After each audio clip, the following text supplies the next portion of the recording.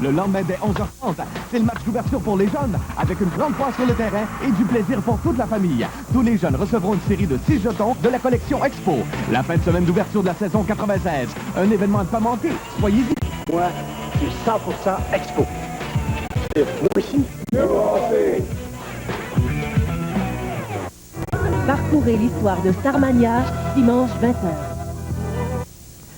Bonjour, le président haïtien René Préval se défend de venir au Canada pour influencer le résultat de l'élection partielle de lundi dans Papineau-Saint-Michel. Il rencontrait à Montréal le ministre Pierre Petitgrou, candidat libéral dans cette circonscription qui compte une importante minorité d'origine haïtienne. Il assure que sa visite n'a qu'un but, favoriser la coopération entre les deux pays. À Montréal, l'escouade anti-émeute est intervenue pour calmer les esprits lors d'une réunion syndicale des travailleurs de Peerless. À plus tard.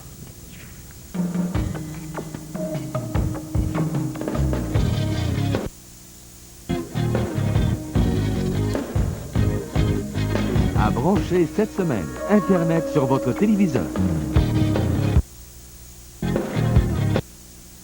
Un jeu hyper réaliste. Les nouvelles en direct sur Internet.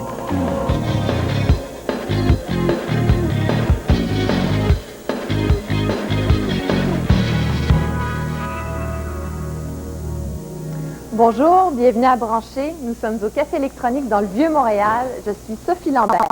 On le sait, l'anglais est la langue utilisée sur Internet. Cette semaine, c'est la semaine de la francophonie. Alors, on vous donne l'équivalent français de quelques termes. Jean-Hugues, si je te dis le mot surfer, qu'est-ce que tu me dis? Je te réponds naviguer. Et puis moi, si je te dis smiley. Binette. Si je te dis newsgroup? Je te réponds forum de discussion. Et puis, si je te dis newbie, parce que souvent, lorsqu'on arrive sur Internet, on se fait traiter de newbie. On est des cybernovices. Cyber, c'est un préfixe qui est souvent utilisé dans le jargon des internautes, comme pour le mot cyberespace. Et justement, on va aller voir Richard qui se retrouve dans le cyberespace. Bonjour Richard. Bonjour Sophie. Alors, le cyberespace, c'est un concept qui n'est pas difficile à comprendre. Tout ce qu'on a à faire, c'est d'imaginer une conversation téléphonique. Alors, si je te téléphone, la conversation se passe où? Elle ne se passe pas réellement chez toi, ni chez moi. Elle est un peu entre les deux. Donc, le cyberespace, c'est l'endroit où se passent les conversations téléphoniques. C'est un peu partout et nulle part en même temps. Richard et moi, nous échangeons de chroniques pour cette semaine. Richard nous parle de CD-ROM, alors que moi, je vais vous parler de jeux.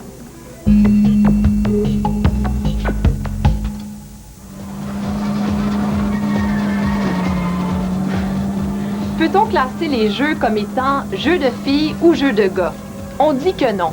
Et pourtant, il existe une différence dans leurs attirances virtuelles. D'après des recherches, les garçons seraient plus portés vers les jeux de confrontation, alors que les filles préféreraient les jeux plus stratégiques. Disons, les jeux qui demandent un peu plus de réflexion. Donc aujourd'hui, je vous parle du jeu Bad Mojo. Vous serez séduit par ce jeu ou vous serez dégoûté par ce jeu. Une chose est certaine, vous n'avez jamais joué à un jeu comme celui-là. Le scénario ressemble à un roman de Kafka. Le jeu débute alors qu'un bijou ensorcelé vous transforme en coquerelle.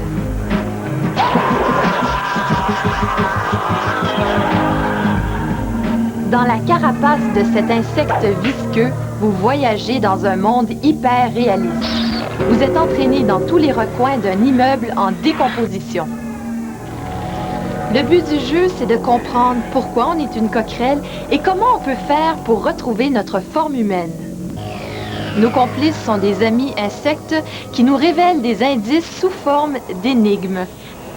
The wind whale will suck you into the belly of a beast. Its blowhole will catapult you to the south and to the east. Le jeu est facile à jouer. La coquerelle n'a aucune arme, sinon celle de réfléchir et celle de manipuler certains objets essentiels. En fait, c'est un jeu stratégique. Do not ask, who am I? Ask instead, who made me? For great pain was suffered at your birth. Ça peut prendre des heures, voire quelques jours de jeu avant que vous puissiez enfin retrouver votre forme humaine. Si vous n'avez pas le cœur trop sensible et si vous avez envie de vaincre quelques phobies, ce jeu est pour vous. Personnellement, je lui accorde un 9.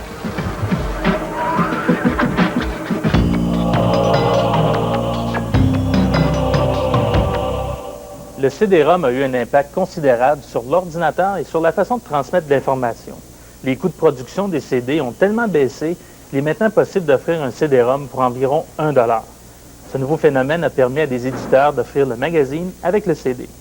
Cette semaine, on s'est penché sur la question à savoir si les CD qui viennent avec les magazines sont vraiment pratiques ou si ce n'est qu'un gadget de marketing. Dans ce type de publication, on y trouve un peu de tout. Des magazines de jeux, des magazines sur la musique et même des magazines de mode. Hi, I'm Bill McCrone, Editor-in-Chief of Yahoo Internet Life. Nous avons évalué pour vous des magazines sur CD-ROM dans 3 grandes catégories, soit l'Internet, le multimédia ou même des magazines d'ordinateurs comme Mac et PC. Internet, c'est l'ironie totale. Pendant que des éditeurs cherchent le moyen de rendre leur contenu papier en version électronique, les éditeurs Internet comme Yahoo se transforment en magazines. Le CD-ROM de Yahoo contient surtout des pages web archivées et quelques utilitaires Internet. Malheureusement, les pages offertes par Yahoo ne sont que des liens, car Yahoo ne détient pas les droits de reproduction des sites qu'il propose. Du côté des magazines multimédia, même son de cloche. On pourrait s'attendre à une expérience grandiose à partir du CD-ROM de Multimedia World. Mais non. Les présentations du disque tombent un peu à plat. En celle sur le nouveau CD-ROM des Muppets, tout ce qu'on nous donne, c'est un peu de texte et la musique de la série télé. C'est pas parce qu'un magazine vous donne un CD-ROM que ce CD-ROM est intéressant ou qu'il a même une valeur pratique. Un bon CD doit soutenir le contenu du magazine et vous offrir des ressources indispensables. Dieu merci, on en a trouvé pour le Mac et pour le PC. Pour le PC, peu de magazines peuvent se vanter d'offrir autant de ressources que PC Plus et son Super CD. Vous y trouverez des images, des jeux et des démonstrations de produits. Très pratique pour évaluer un logiciel avant de débourser des centaines de dollars. Le Super CD va encore plus loin. Il vend des versions complètes de certains produits commerciaux ainsi que des cours sur l'utilisation des logiciels. Avec un énorme magazine, un CD facile à installer et un petit guide de poche pratique, PC Plus est une ressource indispensable sur le PC. L'équivalent de PC Plus pour le Mac, c'est Mac Format. Dans ce CD-ROM, on y trouve de certains produits, des logiciels de démonstration et des jeux comme un Tetris avec de la musique classique. Mac Format offre une autre ressource indispensable, le dossier Update, qui est le dossier des mises à jour. Le dernier numéro avait une mise à jour de RAM Doubler, un logiciel commercial permettant de doubler la mémoire de son ordinateur. En mettant votre logiciel à jour, vous éliminez le risque d'avoir des problèmes ou des conflits avec d'autres produits. Il existe d'excellentes publications sur CD-ROM et d'autres dont on pourrait se passer. Le truc, c'est de lire le contenu du CD à l'intérieur des pages du magazine et de ne pas se laisser séduire par l'emballage du boîtier. À l'Expo 67, on a découvert un appareil qui s'appelait le vidéophone. Vous vous en souvenez, c'était le téléphone avec un écran pour parler à son interlocuteur. C'était censé révolutionner nos moyens de communication. On l'attend toujours. On pourrait dire que le vidéophone, c'est un peu l'ancêtre des logiciels de vidéoconférence qu'on connaît aujourd'hui. Il existe 5 ou 6 logiciels de vidéoconférence et moi, je vais vous parler du See You See Me. Je vous parle de celui-là parce qu'il est gratuit et accessible à tous.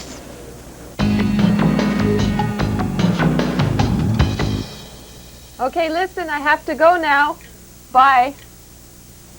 Grâce au logiciel See You See Me, qui veut dire « Je te vois, tu me vois » à l'écran, on parvient à voir et entendre des gens partout autour du monde en temps réel. Hi there, where are you from? Bonjour, I'm here in New Jersey in the United States. Alors, ce que ça prend tout d'abord, c'est un microphone pour être entendu, une caméra pour être vue, et on peut utiliser n'importe quel caméscope. Une solution, c'est la petite QuickCam qui se vend à 150 $, qui se place sur l'ordinateur et qui détient un micro intégré. On peut aussi avoir un petit micro portatif comme celui-ci pour que le son soit meilleur. Enfin, il faut être branché sur Internet et il faut avoir le logiciel See You See Me. See You See Me, c'est un logiciel qui a été développé par l'Université de Cornell aux États-Unis. C'est d'ailleurs en se rendant au site web de l'Université de Cornell, dont on voit ici la page, que l'on peut obtenir gratuitement le logiciel See You See Me. On le télécharge directement sur son propre ordinateur, ce qui peut prendre environ 1 heure. Une fois qu'on est équipé, on peut entrer en contact avec d'autres participants sur des sites réflecteurs. Un site réflecteur, c'est comme un miroir. On entre en contact avec le miroir, puis notre image est réfléchie ailleurs. On peut obtenir une liste de quelques sites réflecteurs au site web de l'Université de Cornell. Hello, can you hear me? Can you hear me? Ça peut être difficile d'avoir accès à un site. Je vous dis pourquoi. Souvent, il n'y a personne sur le site ou bien le site est plein. Étant donné que le nombre de participants est limité, vous pouvez ne pas y avoir accès. Lorsqu'enfin on accède à un site réflecteur, il y a deux façons d'établir la conversation avec les autres participants. C'est cute! Il y a plein d'enfants qui sont arrivés. Ils ont 9 et 10 ans. Hi there. After school. Il y a Talk Window, où on converse par écrit, ou encore par l'audio, on parle directement aux participants. What's the furthest you've ever been with the CUC? Earlier today, I was on a reflector site talking with some people from Japan, Italy, Southern California, France, and Moscow. Ken, tell me, do you think CUC-Me is going to become a very popular thing? The cost of the technology is really quite low. There are several, I would say hundreds of reflector sites that are available now. And I think that as the Internet progresses and matures, technologies such as CUC-Me will only get more and more popular as a way of shrinking the distances around the world. Notre écran accepte un maximum de 8 participants et plus on reçoit d'informations, plus l'image et le son deviennent saccadés. On peut aussi avoir accès au site réflecteur sans micro et sans caméra. On devient alors un lurker, ce qui veut dire un observateur. Là, je m'adresse aux filles. Mesdames, si vous êtes tentées par le CUC-Me, je veux vous prévenir que la plupart des utilisateurs sont des hommes. Alors quand vous vous exposez tout en images sur les sites réflecteurs, vous êtes le centre d'attraction. Ça a un côté fort agréable, mais ça peut aussi avoir des effets très pervers. Au revoir, mes amis! Au revoir! Une autre façon d'utiliser CUC-Me, c'est de rentrer en contact de personne à personne. Mais attention, CUC-Me est un logiciel de vidéoconférence utilisé pour des fins expérimentales et divertissantes. Il ne remplace pas le téléphone, du moins pas pour l'instant.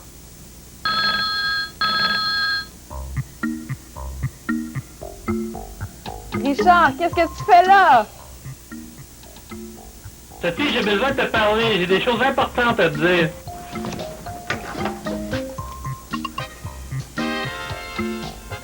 Richard, comment ça se fait que tu m'appelles sur CUC-Me? Je suis juste à côté dans le bureau. Ben, depuis que tu as découvert ça, c'est comme pas mal difficile à rejoindre. Bon, ben, t'as réussi. Après la pause, le World Wide Web. Bonjour, j'ai eu les oreillons. Puis un an après, je me suis cassé un orteil. Votre dossier médical. Mais je me rappelle pas lequel, par exemple. Dans quelques années, grâce au réseau de Bell, les spécialistes de la santé, où qu'ils soient, y auront accès instantanément. Oh, ben, ça, c'est beau, ça. Et ce n'est que... Ben oui. Et ce n'est qu'une des possibilités qu'offrira l'inforoute Bell. Hey, ça, c'est ma femme quand t'as eu son premier, ça. C'est votre ventre, monsieur? Tout du muscle. Au repos. Hein? Chez AST, nous savons tout ce qu'arrive à faire une famille à l'intérieur d'une seule et même journée. Nous avons donc conçu nos ordinateurs pour communiquer par courrier électronique avec le bureau, aider une petite entreprise à croître, prendre la tête en classe, s'amuser, garder le contact, se balader sur l'inforoute.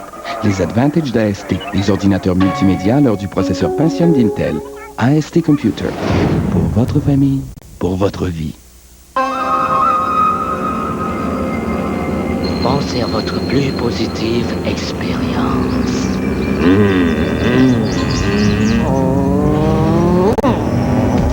Conduire la Sunfire GTO de Pontiac avec son moteur de 120 chevaux et son aileron arrière est une expérience unique. Et à 14 496 $, même son prix est renversant. La Sunfire GTO. Chez votre concessionnaire Pontiac, Buick, GMC.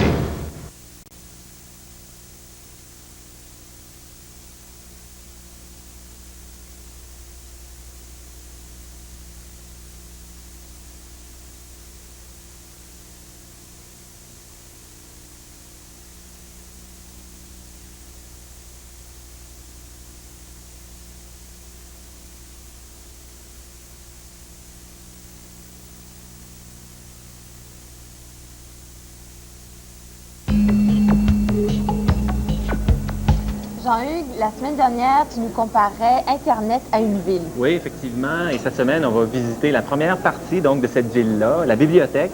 C'est le World Wide Web. Et aussi, en passant, la semaine dernière, on disait que lorsqu'on leur demandait quelle était la zone qu'ils préféraient sur Internet, en général, les internautes répondaient le web à 60 %. Eh bien, cette semaine, il y a un sondage qui est sorti par Branchez-vous et qui dit qu'au Québec, c'est plutôt, les gens préfèrent le web à 82 %.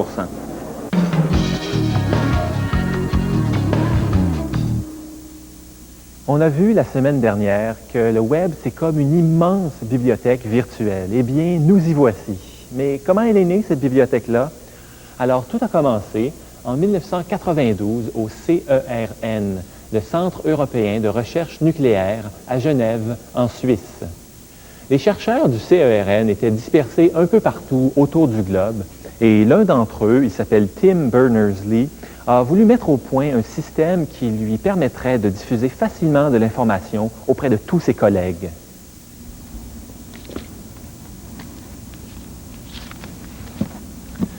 Son système devait être facile à utiliser grâce à ce qu'on appelle des hyperliens. Un hyperlien, c'est une idée qui se trouve dans un document, mais qui réfère à un autre document. Je vous donne un exemple. Imaginons que je sois sur Internet et que je navigue dans cette encyclopédie. Bien, je l'ouvre. On est dans la section Canada, vie culturelle, l'art moderne et contemporain, la peinture. Je trouve l'expression Paul-Émile Bordua. Si cette expression est un hyperlien, je clique dessus et ça m'amène instantanément à un autre document, la peinture au Québec. Encore une fois, j'ouvre le document. On peut lire que Bordua était membre du groupe des automatistes et qu'en 1948, il a publié le manifeste Refus global. Voici un autre hyperlien, Refus global. Je clique dessus et j'accède instantanément au document du même nom. Alors c'est comme ça que sur Internet, on navigue d'un document à un autre, comme dans une immense bibliothèque. Si le web est si populaire, c'est facile de publier dans cette bibliothèque en créant son propre site. Un site, c'est en quelque sorte une vitrine électronique où, moyennant des frais, on peut exposer au monde entier qui on est, qu'est-ce qu'on aime et qu'est-ce qu'on fait. C'est justement ce qu'a fait un chansonnier de Montréal, Yves Lanneville. Sur le web, il a sa page personnelle, mais il donne aussi, à ses frais, des tonnes d'informations sur la chanson d'expression française. Mais c'est surtout de faire ma contribution, si on peut dire, à Internet. Depuis que je suis branché, je vais chercher de l'information. Puis à un moment donné, il faut se dire, bon, c'est le fun d'aller chercher tout ça, mais pour que ça soit là, il a fallu que des gens donnent de leur temps, donnent de leur savoir. Dans un marais de gens mauvais, il y avait... Je passerai pas mes journées devant des ordinateurs. Il n'y a rien comme aller dans une résidence pour personnes âgées, faire 1h15, 1h30 de chansons, d'émouvoir des cœurs, de s'émouvoir soi-même aussi en voyant ces gens-là qui réagissent aux chansons qu'on chante. Passé par ce pays, la nuit. Oui, Internet, c'est beau, mais c'est pas tout. Il reste du contact humain. Il faut que ça reste, puis bon, ça me prend ça. Danser, chanter, bras enlacés, afin de consoler votre roseau, leur manque. On vient de voir les deux principales caractéristiques du web, sa convivialité et aussi le fait qu'on puisse s'y exprimer facilement. C'est ce qui fait qu'on compte aujourd'hui plus de 20 millions de documents sur le web. Et rappelez-vous, il y a 5 ans, on n'en comptait aucun. Je vous propose maintenant une visite dans un univers totalement différent. Vous aimez vous tenir informé? Eh bien, le web peut vous aider. RDI et News World peuvent dormir en paix. Internet ne viendra pas les remplacer pour ce qui est de l'information continue, car ce qu'on trouve sur le web, aucun média traditionnel ne peut l'offrir. Pour bien comprendre le site du Cable News Network, CNN Interactive. On y trouve les principales manchettes du moment, un peu comme ce que nous présente CNN à la télé. Mais on trouve aussi beaucoup plus. Des textes de fond, accompagnés d'images, de fichiers sonores et même de fichiers vidéo. Le site nous donne aussi toutes les archives sur un sujet donné, ainsi que des hyperliens vers d'autres sites se rapportant à la nouvelle. Le site web de CNN est un mariage parfait de l'information en direct, comme ce que fait la radio ou la télé, et de l'information en profondeur, comme le fait une bibliothèque. Our beneficiaries are really a bunch of lost, forgotten old people. Le site est un autre bon exemple. Dans la vie, Time est un hebdomadaire, mais sur le web, il devient quotidien. Il nous présente lui aussi un menu illustré des dernières nouvelles et permet de faire des recherches par mots-clés dans les archives récentes du magazine. La chaîne de télévision France 3 fait elle aussi un effort louable sur le web. Elle publie le texte de ses bulletins télévisés et elle les numérise également en format Real Audio. Au sommaire de notre édition, cette tragédie à Manille. Real Audio est un logiciel qui permet d'écouter du son en direct sur Internet. Des pas d'issue de secours. Enfin, au Québec, depuis quelques mois, on trouve Matinternet, un site qui présente les bulletins de nouvelles qui sont lus sur les ondes de Radio-Média, l'ex-CKAC. Réalisé sans aucun journaliste, Matinternet a un fort penchant pour les faits divers.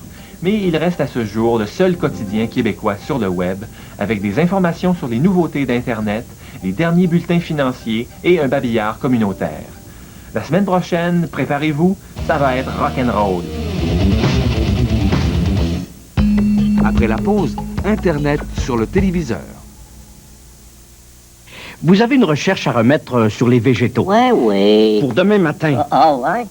Dans quelque temps, grâce au réseau de Bell, vous aurez accès de chez vous, avec un minimum d'efforts, à une foule de bibliothèques, de banques de données et de documents vidéo. Et ce n'est qu'une des possibilités qu'offrira l'inforoute Bell. Hey, ça va se faire tout seul. Oui, wow, non. Ben là, oui, non, c'est pas clair. Ici, là. Chez AST, nous savons tout ce qu'arrive à faire une famille à l'intérieur d'une seule et même journée. Nous avons donc conçu nos ordinateurs pour communiquer par courrier électronique avec le bureau, aider une petite entreprise à croître, prendre la tête en classe, s'amuser, garder le contact, se balader sur l'inforoute. Les advantages d'AST, les ordinateurs multimédia lors du processeur Pentium d'Intel. AST Computer. Pour votre famille, pour votre vie. Avez-vous seulement rêvé de couleur? Les imprimantes couleurs de la série BJC 210 de Canon peuvent réaliser vos rêves.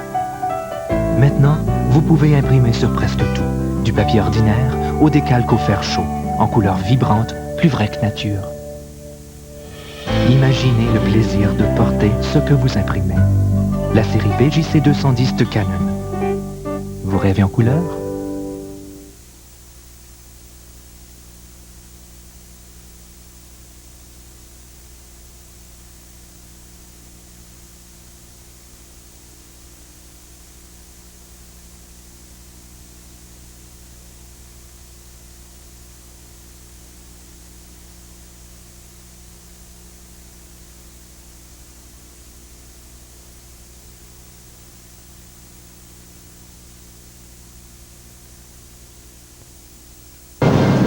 Avril 86, la catastrophe nucléaire de Tchernobyl.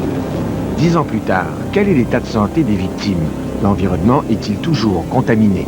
Un reportage troublant à découverte, dimanche, 18h15.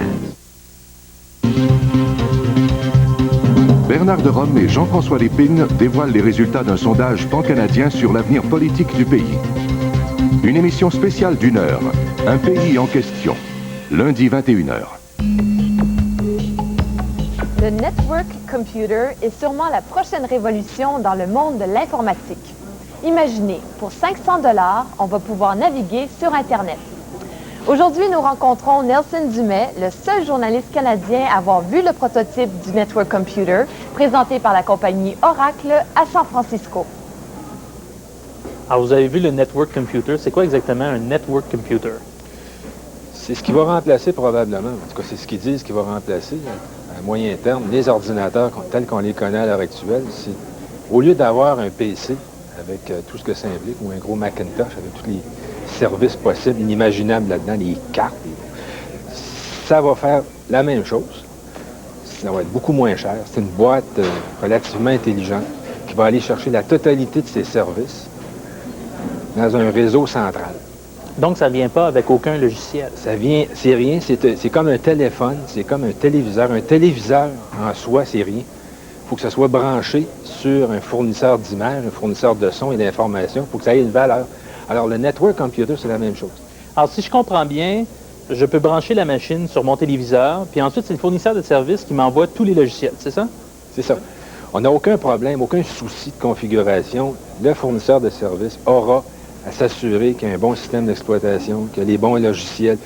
C'est lui qui devra se mettre à jour, chaque année, changer de système d'exploitation. C'est pas nous qui avons à savoir que Win95 a une mise à niveau. C'est lui qui aura ce problème-là, c'est pas nous. Nous, on va aller chercher les modules dont on a besoin. On veut écrire, on va chercher le module de traitement de texte. On s'en sert. Nos documents sont sauvegardés sur son serveur. Ils ont fait une démonstration devant nous en direct. C'était assez convaincant. C'était fait à partir d'un vieux moniteur de télévision, un vieux téléviseur qu'ils ont branché là-dessus. Là, par un menu très simple, comme on connaît aujourd'hui dans Internet, là, ils sont allés chercher un vidéoclip du groupe Earth, Wind and Fire. Ils ont fait jouer ça. Étant donné que c'était complètement numérique, il n'y avait aucune perte de son. Pour peu que le système de son que les gens vont utiliser soit de qualité, ça peut donner des effets saisissants.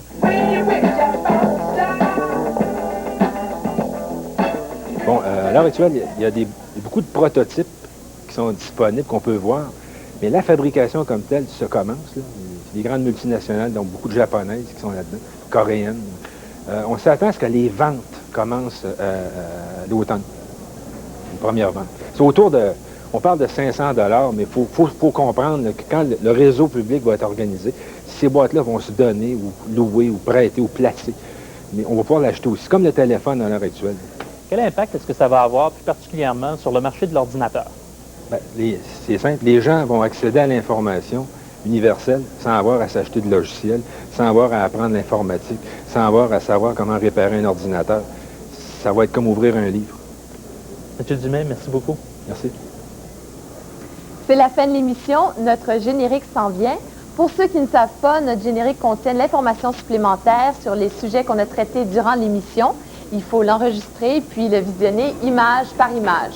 Pour nous rejoindre, vous pouvez nous contacter via notre numéro de boîte vocale ou encore notre numéro de fax. Et pour les gens qui nous écouteraient grâce à TV5 en Europe, en Asie, en Afrique ou en Amérique latine, vous pouvez communiquer avec nous en vous branchant sur notre site web à l'adresse qui apparaît au bas de l'écran. Alors, préparez vos magnétoscopes et bonsoir et à la semaine prochaine.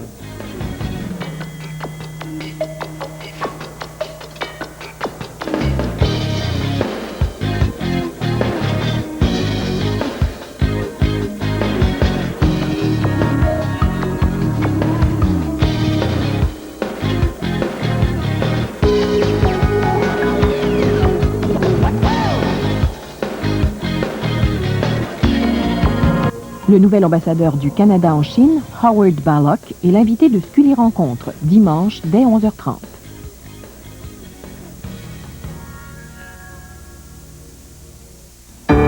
Ici Radio-Canada.